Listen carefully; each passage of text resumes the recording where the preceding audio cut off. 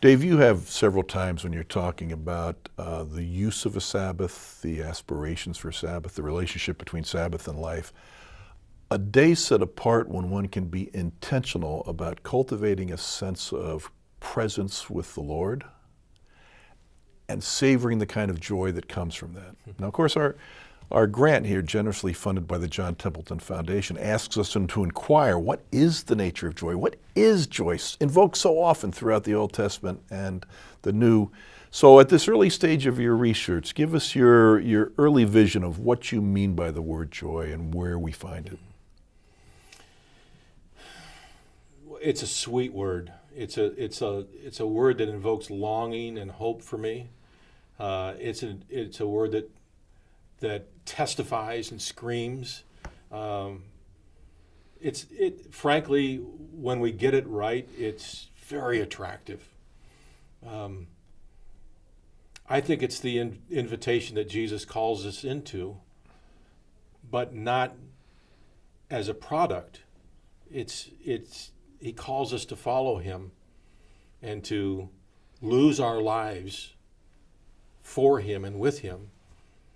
And then he restores our life with joy that he has, with the joy that he actually experiences in the Trinity as he prays out, that we might have the joy that they have, that his words would be in us, and that there's I think of it as an immersive identity. Young people especially, the developmental task of that age for identity formation is unquestioned. And I think that in my years of ministry, this is a most confusing cultural, social landscape for that task. I mean, there's a lot that goes on, and people will invoke identity specialization all the time. And all I read from my understanding of Scripture and my journey is that Jesus wants me to lose myself in him. There's my identity. And that joy actually is in that relationship. It comes out of that sense of, this is it. This is right. And it somehow withstands the adversity that comes my way. It somehow oftentimes overcomes, but it doesn't insist on particular outcomes. It's not tethered to the big if of life. It is in spite of. It's regardless. There's a power and a serenity at its source that can only be explained, I think, by the ever-present promise of Jesus, the indwelling Christ. That he is in me and with me and speaking words of my value and my love at a deep place, no matter what else is going on, no matter who else is slinging other stuff at me.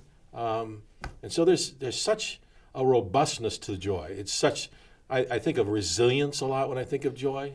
I think of next level.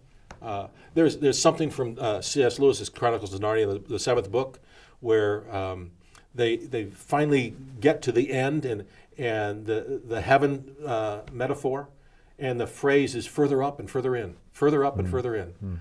I think of that as joy. There's just like, I get tastes further up and further in. There's always more.